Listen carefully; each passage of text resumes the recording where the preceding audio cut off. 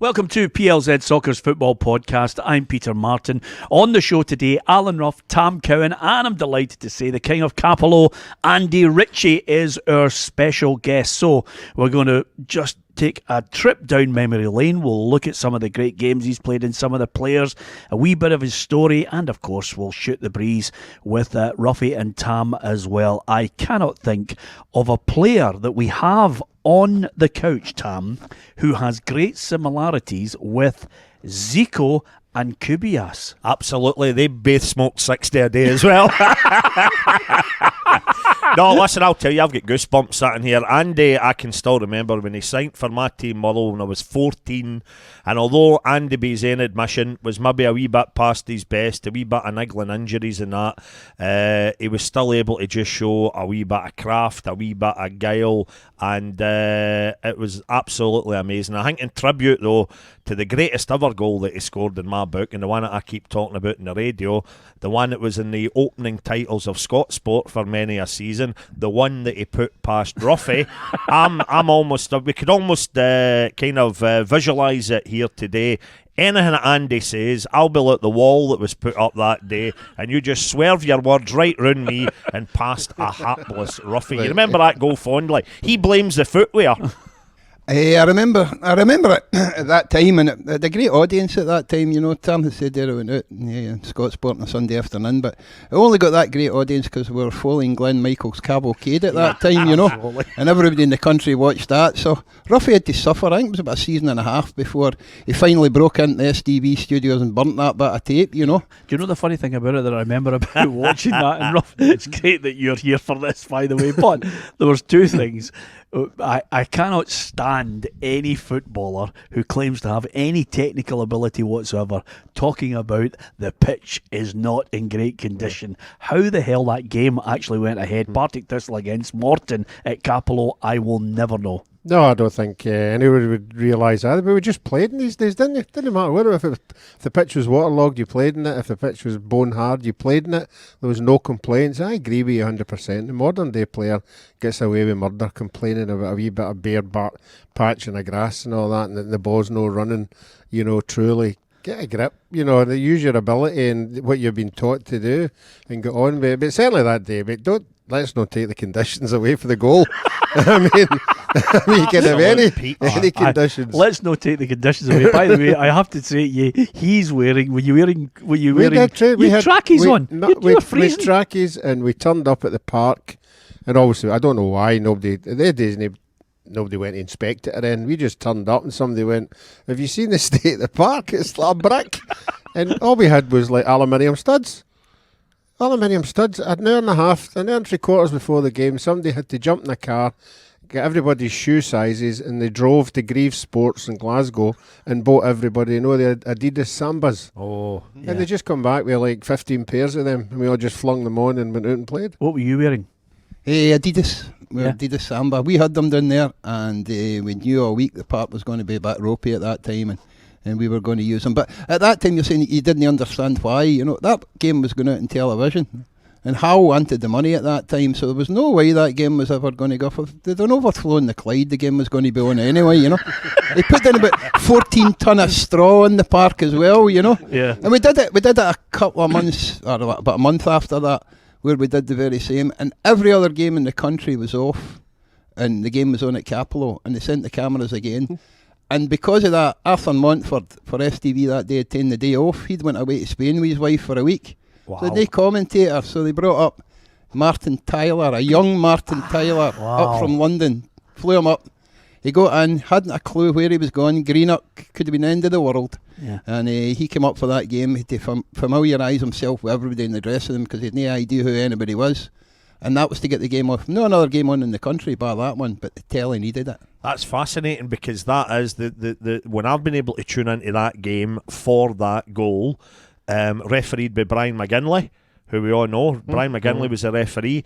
It's I have seen it on the reruns of The Big Match with Brian Moore. That's right. The big dome head. So Yep. that you've just explained that, because I always thought, why was that on a programme there where ostensibly they focused on English football, you know? Yeah. But you've brilliant. The things that you learn about that. Do you want to learn 2 things about Glenn Michael's cavalcade? Yes. The sort of stuff that you can chuck in during the podcast. This is great. I was only talking about this recently to folk, but the 2 things. First up, did you know, fact, you never saw a complete 100% start to finish cartoon on Glenn Michael's Cartoon Cavalcade? Right now, before you tell me, only tell you due why. only due to the fact that I worked for that company, Yes. was it legally something that avoided them paying the full fee? You're spot on. You could. Glenn himself told me when I did an interview with him a while back that if they got away, mind he used to even you thought it was dead techie at the time. It was like special effects. He used to even walk on at the end of a cartoon, almost That's right. feature in it. Not. He would conveniently cut them off, because if you didn't show the entire cartoon, the costs went right down. It was almost deemed more like a trailer for the cartoon rather than showing the full thing. So that kept the cost down. The second thing was that Paladin, the lamp. Hello, Glenn. All that, right? Yeah. Was in my house. Paladin lived with me for 6 months. Because Your house or- yeah, we had. I met him one night in a club, because he went on to mind his porn career. Paladin lamp. Mate. You ever seen Fanny by Gaslight? That was a porno he made. No, but Paladin the Lamp, when I went to interview Glenn, this was quite a touching story. I had written a few years ago about, in the paper, a column about Glenn. It was about telly and all that, and what you remembered about growing up. And I had waxed lyrical about the majestic Sunday afternoons when you would avoid the guff, Space 1999, which I Terrible. never liked, awful, Farming Outlook, I think it was. I'm talking all the STV classics here. Yeah. And then, into Highway and all that night, Harry Seacombe, absolute trash, right? But the joy of joys was for kids. Glenn Michael's Cartoon Cavalcade, then Scott Spot. Unless, of course, Arthur Montford opened the show from an ice rink, and then you knew you were getting ice hockey for that, and you went, oh, Arthur. No, Or worse, right. curling. Oh, aye. Are the motors going through, battering through the woods and the borders, that guff, right? But anyway, I had waxed lyrical about Glenn Michael's Cartoon Cavalcade, and his daughter, Yoni, it's going to be one of the names that sticks in mind, Yonnie, was the features editor at the Ayrshire Post.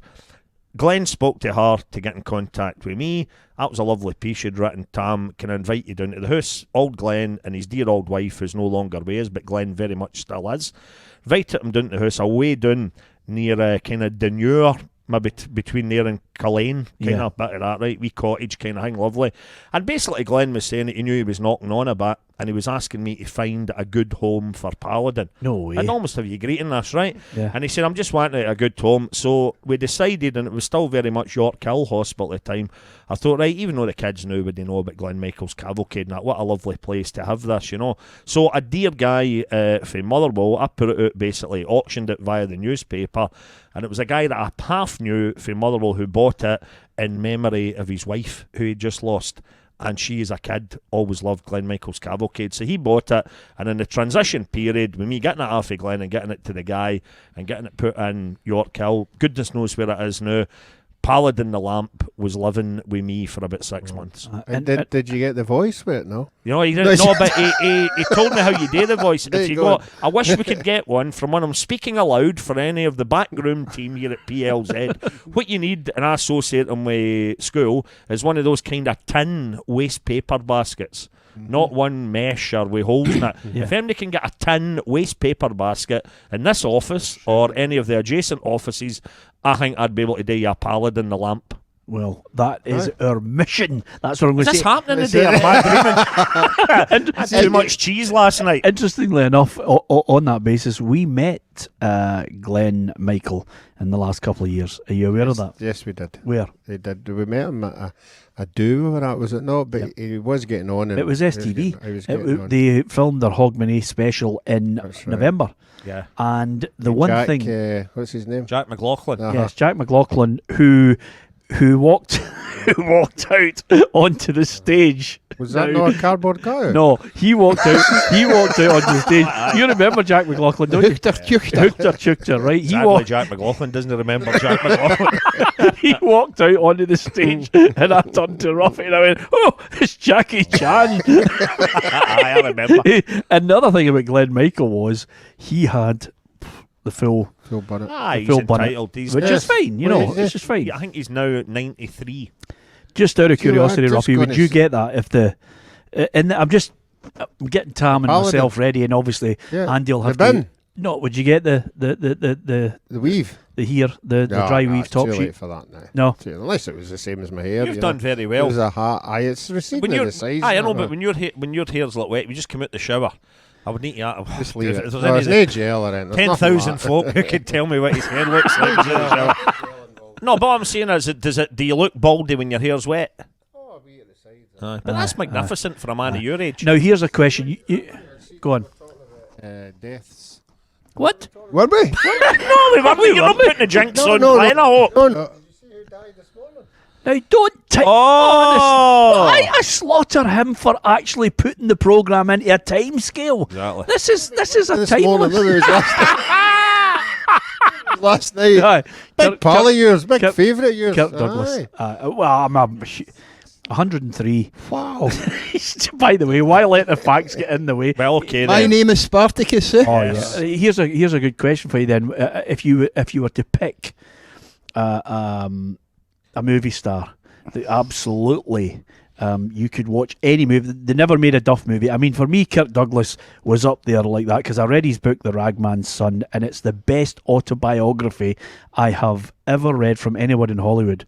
Basically, in his opening 10 years of getting to Hollywood. Remember, Kirk Douglas was originally, I think, from Poland, and he was Jewish.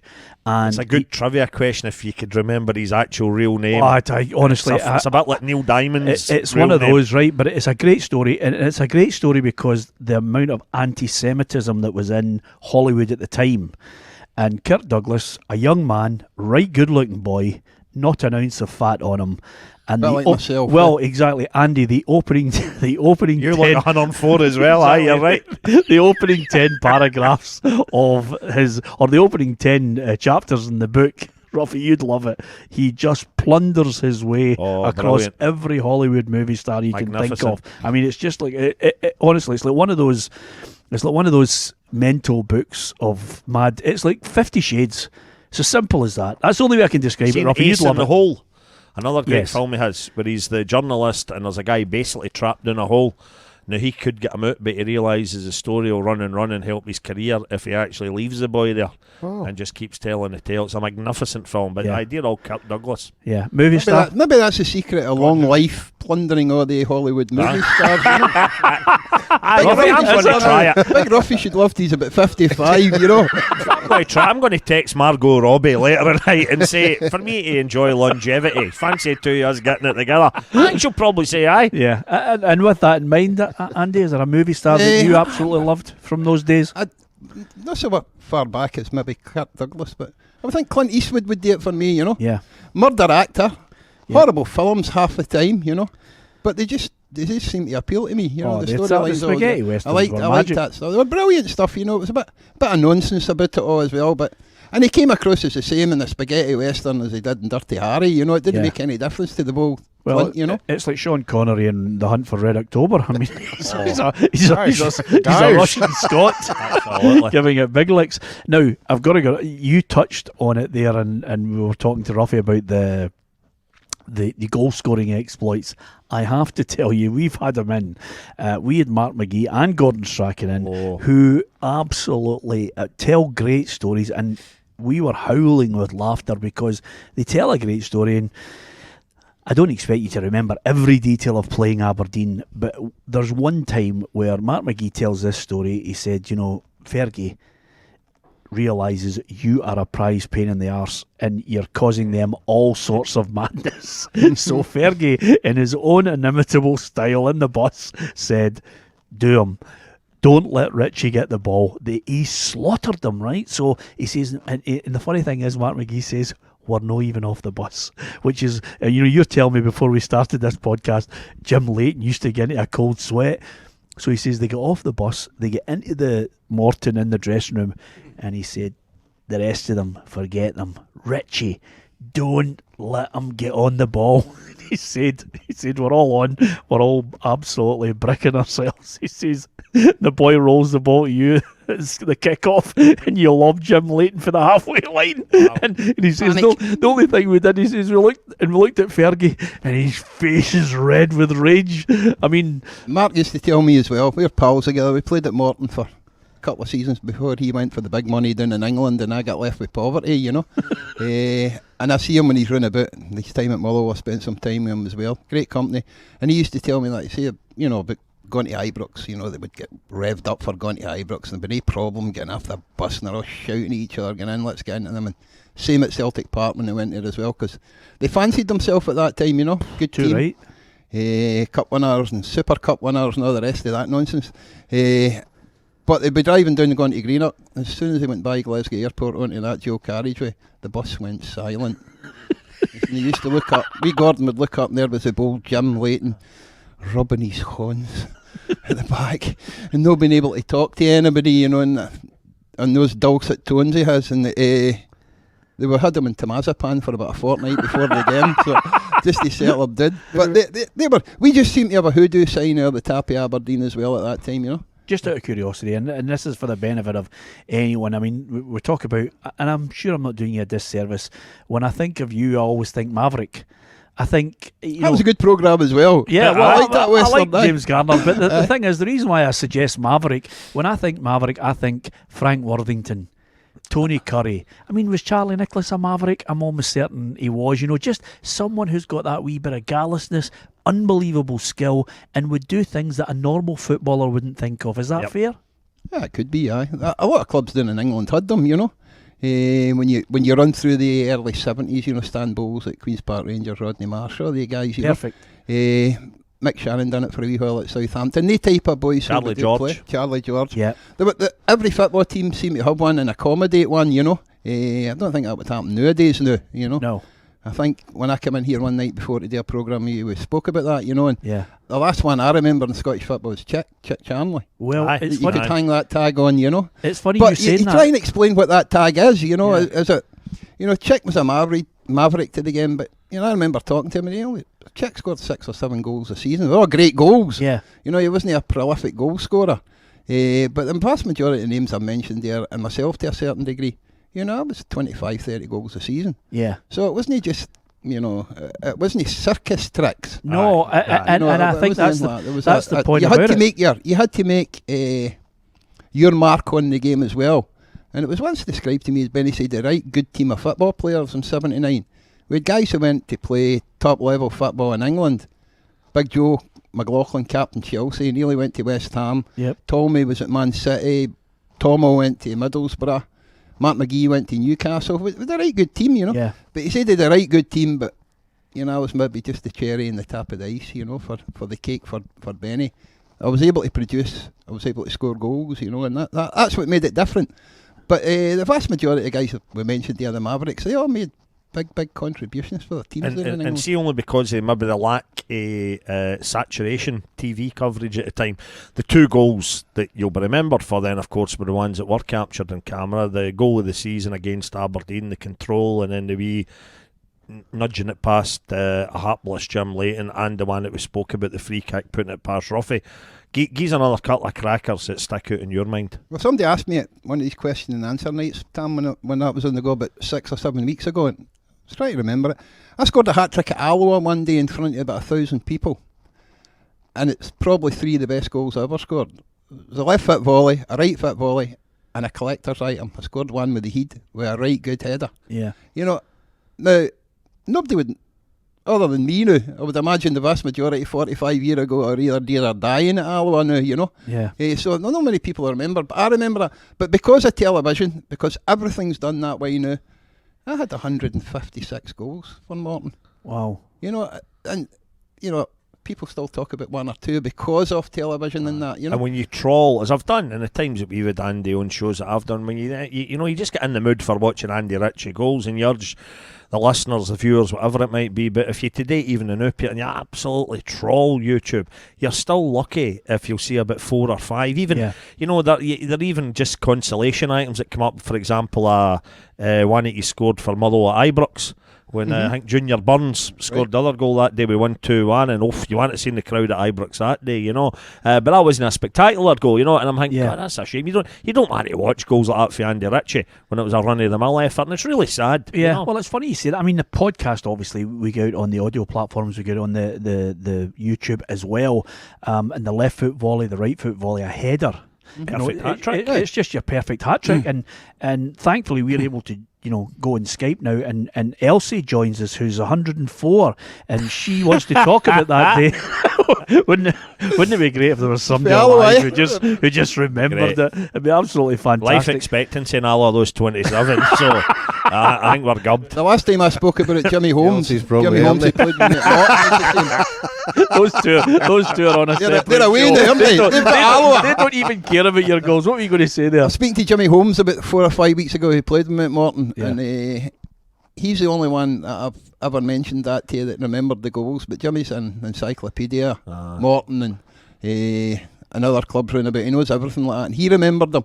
I was that pleased. Yeah. And see, in terms of the tools of your trade, I remember you telling me once as well. I mean, I loved the very sight of them as a kid. And I told you before, Peter, the big Tommy McIntyre, who I grew up with, coaching, I think, still with Celtic, perhaps, and with the kids, and ex-Aberdeen Cup winner with Hibs, etc. But I remember what was great with Tommy, for the boys that when we all grew up together in the back street, was Tommy, when he came back down for Aberdeen in the summer, he would always bring you a right good ball. One that he'd basically snaffled for training. And I remember the year that he brought down, and I know you had fond memories as well, you were just as excited, a tango. When the tangos came out, you couldn't have scored a goal with a better ball than that, eh? Well, I think the modern ball now seems to do a bit of moving now as well, you know. But I'm really surprised 70, I think it was the start of the 78 season. Where it 78 World Cup, they introduced it. They introduced it on the first game, you know.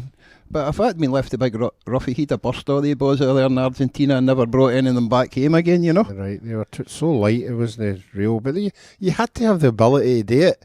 It's okay saying the balls were light. Yeah. No, but you had to have the ability they were light and they were bigger. To move them. You know, it wasn't just anybody could curl them or swerve them or whatever. Or catch them. I mean, they did play with them in Scottish football at that time, just to test it with a lot of them. Listen, can I ask you for that same year? I don't know if I ever get the answer for this. Whenever I've brought it up with different folk, apologies if I've already brought it up with you, Peter. 78 World Cup as well, the Tango Boys, but I think it was also the 78 World Cup. They had the kind of the markings on the bottom of the goalposts. Kind of red, you remember the goalposts? And it was red for like the bottom foot of the goalposts. That was just abroad they did that. Was it? What was it for? But that's what I was wanting to ask. No. What was the reason? No, there was a lot of the like in Argentina and them, they had them. I know what you mean. It was either a red mark or a black mark. That's a good question, don't you? If anybody tuned into the podcast knows that, contact PLZ Soccer. I kid you not, you caught me on the hop, man. I've never heard of that before. Did you have that, Andy? I wouldn't have noticed it. No, definitely not. Here's a thing that you two also have in common, but obviously from Roughie's point of view, when I speak about it, he sometimes, he starts twitching, right? When I mentioned Bertie Auld, the first time when we ever got together, I mentioned Bertie Auld, and he starts twitching his eye, and he starts shimmying about in the chair, because quite simply, Roughie would have played top club down south had it not been the fact that the clubs were in absolute control and had a vice-like grip on the players, and he would have got his big move. Did you get the fortune to sign a 4-year with a 4-year option? Did you have that option? I didn't get that option. I remember signing my second contract with Morton, and it was down to the good grace of a guy called Ricky Agnew. I don't know if maybe the majority of your listeners will remember Ricky Agnew. He owned the Agnew stores. All right. The off licence. You remember, Tim, you used to buy your bottles of Bucky or Motherwell in them, Honestly, you know him too well. Hal had got him in tow at Cappielow at that time, made him a director, and I signed my next contract, and we met in Glasgow in a hotel. Ricky, a lovely fella. And it was Ricky Agnew's money that got me to sign the second contract. Aye. Now, see the second contract, what age were you? I'd been there, yeah. I'd be about 24. Right, 24. You're 24 years of age. You've signed a second contract. Now, the one thing that sticks in my head that I always remember from conversations with you, and I always try and emphasise to people, some people of a younger age would look at Roughie and think, okay, pundit, see him on his shows, heard him on the radio, but never really get a grasp of it unless they like you go on YouTube.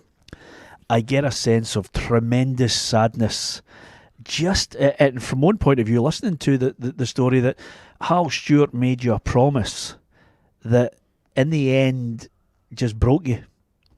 It did to a certain extent, because it was a type of situation. I was putting myself out there again, I think I've stated many times, I went to Cappielow for half the money I was earning at Celtic Park. Yeah. But I had to take the one step back, hopefully to take the 2 steps forward. And we were second bottom of the old First Division at that time. Within 18 months to 2 years, we were in the Premier League. And 6 months after that, I was the Footballer of the Year in Scotland. I think I was earning something like 45 quid a week, So it was the type of thing that... But what year was that? That would be... I was Footballer of the Year in 1978, 79. Right. And I'd went to Cappielow in 77. So within 2 years, we got ourselves a year in the Premier League and won the First Division Championship as well. But Roughie and myself and all the guys that played at that time, you were a slave to the football club. Yeah. Simple as that. As soon as you put your name in that dotted line, that was you, up until the time that they decided that you were surplus to requirements, either be it they took money for you or they kicked you at the door, Peter, Yeah. So you had to live with that and you put up with that and you tried to mould, trying to earn a few quid round about all that, But at that time, Hal had said, and I'd had advice off people as well, if you want to do that type of thing, go to Morton. Because they sell everything. They'd sell the boardroom table if somebody made them a decent offer. Yeah. So if you get in there and you do well, you'll not hang about long. Somewhere along the line, somebody forgot about that statement when they made it to me, Yeah. And did he make that promise to you? He made the promise that if they could get decent money for me. Yeah. Liverpool offered money for us. I met one Christmas, around about that Christmas time, in the room in Cappielow. I met Jackie Charlton, who was the manager at Sheffield Wednesday at that time. And he had come up to the final look, and they had made a bid of £225,000 at that time. Now, way back that long ago, it was decent money. Yeah. And the money for going down south was obviously far more than what I was earning up here. So there was always that opportunity. That was good money. 225,000 incidentally. Just let's put this in perspective. Wow, In 1978-79, in 77, Dalglish goes to Liverpool for 440,000. Yep. Mm-hmm. It's Hearts, they bid £125,000 for me, which was colossal at that time, in Scottish football. So all these things were available, but when one broke down, you automatically thought something else would follow on at the back of it at that time. You'd continue to do what you're doing, score goals and be reasonably successful with the team, Peter. Yeah. And you're hoping that another bus is going to come along and you're going to be able to go on this one.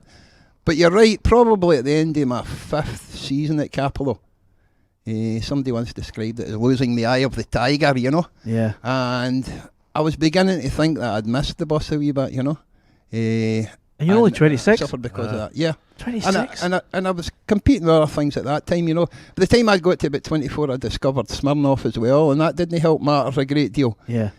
So there was always that. How about the women? Were you a bit of a pin-up in your day? Because you were such a good player and flamboyant in the park, you never hear anything about you any off the field, but there must have been some wee Harrys for really Port sorry Glasgow about that. You never who were absolutely soaking at the thought of Andy Ritchie. I was doing a thing with your good selves in at the BBC a wee while back then. Somebody was doing one of these list of questions. The last question he asked me, Tam, is there anything in your life you would change, one of the right deep questions, Yeah. On his BBC show. That's for sure. So I can't remember who the guy was, and I couldn't stop myself from saying it. I said, well, see, if I'd known I'd had more sex when I was a young man. Yeah. And they just cut the programme right away and moved on to the news, So I don't know whether that was what he was expecting or not. Well, in contrast to that, Roughie, you don't know what the hell he's talking about with that line, eh? No, I'd swap the sex for money any day. See, but that's awful. So there's the man that scored that goal at Brazil, and you were stood there like a big fud with your parum and your trainers on. Couldn't get near it, but you're the man that got all the nonny. Well, that's because I wasn't for Greenock or Port Glasgow. Here's a question though, Roughie, and it's relevant to how people react, and sometimes it can be your social circles. Sometimes it can be you've got a strong person beside you who can help you make a decision or keep you on the right track. Andy had a point where at 26, did you chuck it at 26? Yeah, I was 26. I mean, that is just outrageous. Best was 27. Jimmy Johnstone left. Jimmy Johnstone was 22 in 1967 when he won the European Cup. So when he got to 75, right, he was 20. Jimmy Johnstone was 29 when he was told by Stein, it's over. And I remember sitting in Jimmy Johnston's house, and he walked out of the car park and he started crying. He couldn't believe it. He didn't know what to do. He's like you. Lost it. Sheffield United, everywhere, couldn't get the spark back because he just lived for Celtic. Andy, what was the main thing that made you stop at 27? You hear about people going, I think John Hartson said I could get fed up training, and other people say I just couldn't handle the pressure. What was the main thing? Just the disappointment and not getting a bigger club? I finished up at Albion Rovers, Roughie. It doesn't take much thought to work that one out. You're finishing your career at 26 at Albion Rovers as player manager at that time. Player manager at 26. I was 26. So it was 26 when you last had the boots on. 27. So that means you were at Motherwell. You were younger than 25 when I went to Motherwell. Wow. I was 25. That is I astonishing. was playing the Celtic first team at 17 when that type of thing didn't happen, Peter. I remember making my debut at Celtic Park, and it was Billy McNeil's last season, and I came on as a substitute for Big Billy in 75. Now, the Celtic greatest ever captain and what have you, doesn't get substituted at Celtic Park at that time, a 17-year-old boy. So that day I remember going on the park, I could feel a sort of sharp intake for about 40,000 people around about. I could feel the old, this guy better be good, because he's going on for Big Billy. Yeah. And because he seen the size of me, he thought I'd go and play at centre half, which was a blowout. Second one is, he comes from Vils, also did Big Billy, he must be a centre half. But then I went out and played wide on the right at that time. And I was about Celtic Park for I was in the first team for I was 17. So 17 to 26, 9 year. Yeah. No, I just lost my way at Cappielow at that time. And football wasn't the same as it is now, I was never full time at Cappielow. I was always part time. Yeah. That is astonishing, isn't it? Oh, it's just outrageous. Over 150 goals. The other thing about it as well, and it's perfect because we get Tam here as well. He'll know all about this. When you were young, is it fair to say you were gobby? Yes. Only due to the fact, I wonder, was that part of your personality, your upbringing? Because every time I talk to people, they say Andy just used to argue with Jock Stein. Others wouldn't even think about it, but you. I was once asked if I'd take the cotton wool out my ears and stick it in my mouth for 20 minutes with Big Jock, which was a fair shot. And that was at 17. But when I look back at it now, it's public knowledge now, and I've done it in my own book. I had mental health issues at 16, 17 years of age. No, I didn't know that. That was my way of trying to compensate at that time for what I didn't know I was suffering for, I could get up in the middle of a dressing room talk and just walk out. Or if I didn't want to get involved in anything that caused an argument, a fight, or what have you, or a disruption in round about. So I had developed that disruptive manner round about as a safeguard to myself, for putting myself in a situation where I may very well become anxious and take a panic attack. Yeah. Now, these things were all happening to me, and instead of going now, as the players would now and do something about that, I chose to spend the early part of my life trying to cover all these things up. And again, it now becomes one of those subjects where I tread carefully on the fact that you can look back and pinpoint it and say, okay, I had mental health issues then. Was that due to your upbringing? Maybe was there madness going on around you? No. It was just, that was your personality. You just couldn't. Well, you had a safety mechanism where you had to, lash out verbally. I remember before going to school one day, that shows you how long ago it is, when I was 14, got up and opened the blinds to go out of my house and had a panic attack for no apparent reason or nothing at all. And that continued and still continues in my life today. But see if you were going through all that, Andy, how did the football help you in that? How did you control it? How did you? The only place I felt I really belonged anywhere was in the football park. Yeah, it was sort of a place where I could go and for the 90 minutes or longer, I could be me. I knew what I was doing. I felt comfortable. I knew what I was doing in that. Everything else in my life, I've never felt the same. And the thing is, you wouldn't get the same help for it back then, even if you'd been able to open it to you'd people. You'd been shown the door, Tam. Aye, it'd been get your what you on about a panic, get your finger out and go on. You know, that was the attitude then. The West of Scotland attitude to the whole thing wasn't allowed. You know, at that time, my mum and my dad knew what was going on round about, but they, you know, they never said anything about it as well because they had to protect you from having the same situation if you announced it yourself that was on the go. So if you're saying you still have a wee issue with it now, have you had that addressed? Have you been to see anybody? I went into therapy about 14 years ago. Spent 18 months doing that. I mixed up the mental health and alcohol issues at the same time as well, which didn't help me, you know. Yeah. But it took. I went in for 4 months to a rehabilitation situation, thanks to my big pal Tony Higgins, you know. Yeah, right. Good lad. Good fella. And through the SPFA, and meant to do 4 months. I was supposed to go down south and do it, and I ended up 14 months. Yeah. And do you think the drink was a safety measure as well in your head? It was just a cover-up, Peter. Yeah. You know, I used that for medicinal purposes, or so I told myself at that time. Because it did, well, it was the same as taking medication for it now. If a doctor would give you medication for it now rather than that, I didn't. I self-medicated myself with alcohol.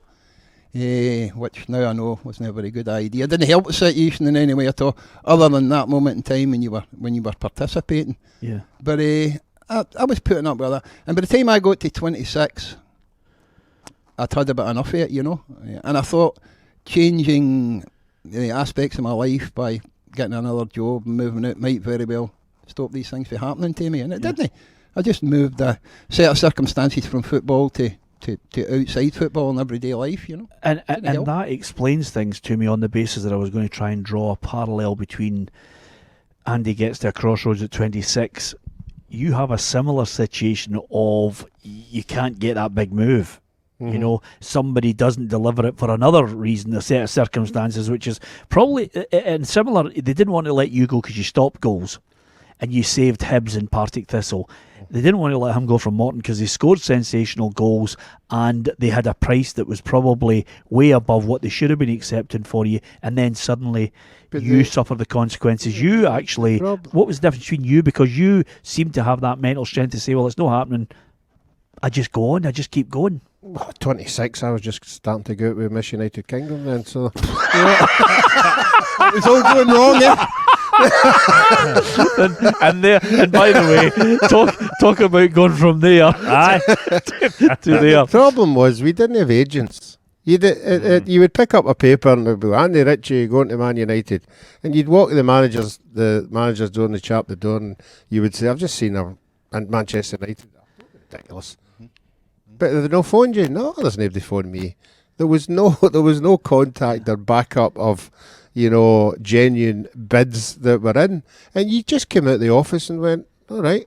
You had to accept that. There was nothing else on the table for you. No. You couldn't do anything about it, you know. Yeah. Right. So see when you hear folk latterly in football, other players of another generation complaining about agents, and when agents famously in the last podcast when Andy McLaren was telling us about the legendary contracts at Dundee United and that, I'm guessing then that you two would actually have a kind word to say for agents, because it must have been, if you had them back in your day, they must have been hugely beneficial. I would. My, as I say, we always talk about the 3-year contract with the 3-year option. And you just thought that was a great deal. My 3 year and a 3-year option with Partick Thistle was for £6,000. Right. £1,000 a year, and I came out the office thinking, wow, what a deal that is. Yeah. And then I realised I was there for 6 years. And if you'd an agent, it might have been Miss World rather than Miss UK. No, she was a couple of years later. Yeah. The other thing I was going to say to you, but again, you played to your 39? Yeah, but it was the same problem. I mean, the club wouldn't let me go because I was a Scottish internationalist, and obviously I kept them. Didn't keep them in the league, but I gave them a good chance. Well, every manager I speak to would say I kept a hold of him because he guaranteed me 10 to 12 points. Yep. I mean, the one thing that really actually, you talk about Liverpool, I was in Bertie's company, you know, a few months ago, and I said to him, you know, if there's clubs in for him, why did you get him the move? And he would say, well, the couple of clubs that bid for him, a Man City and a Middlesbrough, he was good enough to go to Liverpool, so I just kept knocking the other clubs back, you know. Good excuse. Well, How many times in the past, in the wonderful world of football, and we'll just focus it in Scottish football, back in your day, boys, how many times, I wonder, must a chairman have said to his manager that somebody's come in for somebody, one of your top players, going to go and see what he thinks about it, and the message was never passed on? It must have happened so many times for self-protection. When we beat Celtic 4-1 in 1971 on the Saturday, we came into training on the Monday, and as I was coming into training, Tommy Docherty and Terry Neal were the managers of Hull City, and they drove all the way up and went into Partick Thistle and bid 80,000 for me. Right. And because it was like 3 days after the cup final, Dave McParland said no. So he called me in and he went, I've just said a bid for Hull City and we're not accepting it, so I think you'll get better as the year goes on. And I just walked out of the office and said, fine, thanks a lot. What age were you? I was 19. Well, at that point, you know, when you think about it, actually, it's the bigger moves. I thought you were destined for it. The one thing I would say, and it kind of it's not countering the madness that you've just actually revealed to us, you know, the difficulties that you faced, is the fact that, you know, for the 9 years that you played football, for the 150 odd goals that you scored now, I wasn't a Morton fan, but who do you support? Shut at you. Even I used to look as a boy, and I would think, and I always laugh with him. We joke about it. We get chewing gum cars. If I get Andy Ritchie, I'd be delighted because I watched you at Morton and I thought, I was lucky. I was brought up in a family we could see two teams on the park, so we absolutely idolised you from afar. As a boy, I would look and I would be out kidding on I was Andy Ritchie because you had so much skill. So my attitude to you is, when I see you, and I've seen you millions of times beforehand, when I first got to meet you, it was like, I remember saying to my mates, wow, I met Andy Ritchie. And you're very rarely in awe of people. I mean, I've met my hero Dalglish and things like that, but I said I met Andy Ritchie, and my mates would look at me and go, so? And I think, well, the what you packed into 9 years, some mediocre millionaire footballers will never give anyone who paid to see. You know, I think Morton fans or Celtic fans or Rangers fans will look back and go, you know, of a certain age, I went to the game, I paid my £3, some of them get a lift over, and I saw a guy produce a moment of magic that has me going away talking. Yep. Well, at that time, when you're younger, the financial aspect of that, when Roughie and myself played, wasn't it an issue, a problem? You were always working towards that. You were working towards where you would be when you were 25, 26, because at that time, well, out with Roughie, we'd all be merit men, you know, and families to rear and do that. So you were always working towards that. So in the early years of your career, you would have basically played football for nothing. That was the way, that was the mentality that was attached to the game at that time, you know. And I think when I got to that 25, 26 and discovered that maybe I'd missed the boat a wee bit, that mattered more. I remember my time, you're just talking there, Tim, I remember my time when I left Cappielow. We'd get relegated that season out of the Premier League. I think with 4 year in the Premier League and we got relegated. And we sacked Benny Rooney. And Alec Miller came in, the new manager for today, whatever. And I'd had about 5 or 6 phone calls for Jock Wallace at Motherwell. His eyes going, there's another manager. Glazed over. And big Jock Wallace had phoned me about 4 or 5 times because we'd played Motherwell in the second last game of the season. And I was heading out to Cappielow that night and Big Jock was heading out into his motor as well. And he came across and spoke to me, so how would you like to come to Motherwell? I'm a Motherwell supporter. Yeah. Me family's all Motherwell supporters. You know, that was a blessing. I remember nearly, I could have skipped up the road, never mind drove up for Greenock that day. And that was the second last game of the season. Big Jock had phoned me the next night and said, I'll get it all sorted out, you'll be at Motherwell at the start of the season. And I kept going into Alec Miller, you know, and saying to him about it, and maybe have a word with the chairman as much as you could, you know. And I'd be going in for about all the close season. Yeah. And Morton didn't sell me to 3 days after pre-season training had started. And I had to go in and kick up merry hell to get away at the end of it. Oh, Frank Connor even phoning me and everybody at Motherwell phoning me. They all knew about what was going to be happening, but Morton never ever said to me. And it worked out that Hal took me to, for part of that day to sign about 4 days into pre-season. And it was only so that they would get sold their season tickets, didn't it, Greenock? All right. You know, if it came out that summertime that Andy was going to be going to Motherwell and what have you, maybe people would have thought differently about buying a season ticket. So even to the last minute, you were still being treated as a second-class citizen. Yeah. So was there a transfer fee involved when you went to Motherwell? I think it was about £30,000. There was supposed to be a $10,000 every year, a 3-year contract, but it didn't last that long time, you know. But even though, and I mean, and with the great free kicks, as I say, we'll always treasure. I think you can correct me if I'm wrong, but I think maybe the only one of the Brazilian style efforts that you might have got at Motherwell might have been, and you mentioned the club earlier. This is under a different era, different circumstances, but I think it was an away game at Alloa, and you scored a perler for Motherwell. But what I remember Andy doing with a big boy up front as well, and you put several right on his head. Sixpence stuff, the big boy Gillespie. Jim Gillespie, aye. Gillespie, he played with. He put a few on for him. But seeing you talk about the adulation, Peter, that wee memory you just sparked. As you're saying there, and you used to go up the park and you wanted to be Andy Ritchie with the free kicks. A great ball at the time that we had for that, and it was pre our post tango when we were able to get a wee shot of one name courtesy of Tommy McIntyre. There was effectively a toy that came out. I really hope you remember this. It was Peter Barnes, the brilliant winger, Man City in England. Yeah. They brought out a Peter Barnes ball which had a length of cord or string on it. Right, yeah. And you're meant to attach it to your belt or your jeans, and it was to help you play your keepy uppies and all that, right? Yeah. But the ball itself was dead light, and I'll always remember playing up the park, and you'll know where I mean, still the other now, behind what was the John Menzies distribution bit, behind what was the Untouchables DIY place, behind what is now a Hutley buffet restaurant. That was just up the grass, as it was known to us, right? Yeah. And you'd go up there, wear this ball, you get the cord that off it, the Peter Barnes ball, and it was a lightweight spectacular. And you would try it wasn't, forget Peter Barnes, this Man City did. Yeah. You'd go up there with this ball, and because it would catch in the wind and all that, and you could swerve it and everything, you'd try your Andy Ritchie free kicks. It was brilliant. What a memory. It's funny actually. It's amazing how he remembers the Andy Ritchie free kicks. I just remember Roughie, I'll just pull this down on either foot and beat whoever comes towards me. Oh, it's funny Andy used to talk about Jim Leighton, but any time you went to Cappielow, you know, as a team, you'd be sitting before the game and you'd be sitting there and all the players would be giving you worldly advice. Now remember, he'll shoot for the halfway line. Now remember, if he gets a free kick, you're sitting there going, you don't have to tell me these things. And then you go on the park and the centre gets taken. He doesn't have a shot. He doesn't have a shot for the start of the game. The ball goes out for a corner and I'm standing there and they're all picking up their positions, and he gives the ball down, he goes over the ball and puts it in the corner, and I'm going, he's having a shot. He's going to shoot for there. And Harris used to be, no, he's not. And I went out, he's going to shoot for there. So it is in top corner. And I'm asking you this, you're not balling yourself up here, but the famous story, it backs up what he's saying. Graham Taylor, tell us that at Watford. We played Watford. He got them up into the first division at that time, Graham Taylor, as manager.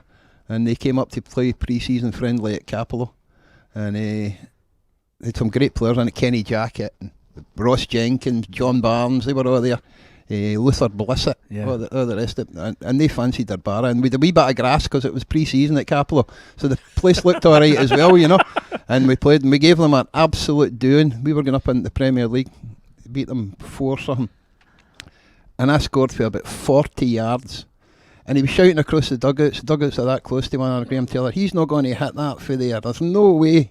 Steve Sherwood was the goalkeeper. Oh, yeah. Great name, right? And I lashed it for about 40 yards and it hit the bar and hit the line and went right up into the top of the net and buckled the net round underneath, you know. And I remember many years ago, I went down to work with Aston Villa. I was a chief scout down there with John Gregory, and John got the tin tack about 6 months into that, and Graham Taylor came back. Deadly Doug brought him back for his second visit to Aston Villa, and he could remember that. Is that right? He could remember that goal as well. He stopped me in the corridor the first morning he arrived to tell me all about it again and run through every bit of it, you know. That's brilliant. But I also remember, you're talking about the goalkeeper, Peter Benetti, who'd been a World Cup goalkeeper for England in 1970. Yep. He came back home, back up to Scotland to work as a postman, would you believe, when he retired in the Isle of Mull. And Hamish and a few of the Dundee United goalkeepers would get injured. And Jim McLean contacted Peter Benetti to see if he'd come out of retirement. He was only retired a matter of 4 or 5 months to help Dundee United out. Dundee United came to Cappielow. And obviously nobody had told Peter. And I done the same as Big Roughie's talk about. Nobody will have told Peter, he's got to, as soon as this bus kicked off, he's got to have a shot, you know. Pop right into the top corner. I got a hat trick that day. It just wasn't me. There was other people. There was other people. It only worked 2 years off. There are other people rubbing their hands, getting into a cold sweat when they see Andy Ritchie. No, I just had this sudden thought about opportunity missed for Roughie just becoming a postman after your career. Oh, the opportunities. I'd rather be in a windy cleaner. I'll tell you one thing, see the Graham Taylor, I love when Andy talks about it, because when we had Graham Taylor on the telly many years ago, an absolute, I don't know if you've had any dealings with an absolute gentleman. He was an absolutely fantastic guy. Liked a wee glass of red wine as well. He stayed overnight that night and he enjoyed the social side of the programme after it. But see, when I said to him, we were obviously going to ask him, Andy had alerted me to that before on the radio, and I thought, we'll need to ask Graham Taylor about Andy Ritchie and about bringing Morton up to Cappielow. And see, when we did, the reaction, the body language from it was like me asking Cosgrove about Marvin Gaye. You know what I mean? He just he couldn't wait to wax lyrical and tell. And this was about him basically getting caught out with somebody. It was nothing that he was bigging himself up about, you know. But he absolutely couldn't believe what he'd witnessed that day. He'd brought a copy of his book in to Aston Villa when it was there as well. It's actually mentioned in his autobiography. In the book? In his book. If you could maybe finish off, and you can always tell when it's a good podcast, Ruffy, the time flies in. If you could come up with... John Candy. What? We go as far as Clint Eastwood. John Candy. John Candy, right, Any okay. film, I think the trick should be that you see a film that's on, you're flicking through and you see it, and it should be, in Andy's case, it was Clint Eastwood, and he thinks, I'm watching that, because it's a guy you really like. If I see John Candy, the two films that I've watched most times ever in my life, Planes, Trains, Automobiles and Uncle Buck. I've watched the two of them about 50 times. Uncle Buck is great because it's just childish like you and me, Ruffy, because when he goes in and he sees the teacher with the mole on her chin and he just... I'm mollywarped. I'm not mollywarped. And then finishes with chucking her a coin and saying, go downtown and have a rat gnaw that thing off your face. Absolutely brilliant. Isn't it sad that he knows the dialogue for the movies as well? The script. Ruffy? It'd have to be De Niro for me. Yeah. Aye, good shout. And anything De Niro. Yeah. Once Upon a Time in America, or even the modern stuff just now. Him and Al Pacino. I didn't like Al Pacino and Scarface. I thought that was right. Okay. But they two. No, my favourite with De Niro, and I hope you're going to just say, Midnight Run. Midnight Run's Bill funny. Bonds guy. Absolutely brilliant. Gene Hackman. Yes. I've never seen Gene Hackman in a Duff movie. Right, yep. It's as simple as that. But to finish, and we've had a trip down memory lane and I've thoroughly enjoyed it. 3 words that you'd like people to remember you by, if you could think of 3 words to sum it all up, because mine would be, he's going to shoot. Oh no, him again. That's a hard one. I think, but you basically just like people to remember you. But for 3 words, it should have been, which, by the way, you've almost managed to surpass Andy McLaren for everyone else. Well, if Andy McLaren's tuned in, he'll be raging. Should have been is probably, listen, I absolutely get that, Ruffy, do you? 26, unbelievable, you know. I mean, how many players for a club like Morton would get Scottish Footballer of the Year? Yeah. You know, it's nothing. It's unthinkable. I don't think it'll ever happen again unless suddenly. And I know we've really nearly run out of time, but when you were saying about how the wages and that were rotten, but did you know at least get a good bonus? Did you know get a pair of jeans once? Aye, they done that with the Christmas bonus. Like, we've got time for that, surely. We used to have 14 in the squad in the All First Division. And the local butcher used to sponsor the team, and at Christmas time he'd give you 8 or a 10 or a £12 turkey, and everybody would get 14. Then we went big time and into the Premier League, and the squad went up to 16. But the butcher refused to give him 2 extra turkeys. A deal's a deal, you know. I'm talking Greenock here now. And we'd taken out a new sponsorship deal with Levi's, who had just opened their big factory there. I think they've opened it up again there for the 5th time. And what they did, they stepped in and breached the gap by giving the club 2 pair of jeans for the players. Brilliant. And then we drew out the hat to see who would get a turkey and who would get. And I drew the jeans, You didn't drew I? the jeans. You should have seen me trying to stuff that for Christmas time, you know. I was going to tell you right now, see if you had that actual pair of jeans, they'd be worth a fortune because people pay for the classic jeans from that time. Roughie once stuffed a pair of jeans after a game. Jean McCafferty. What was the other one called?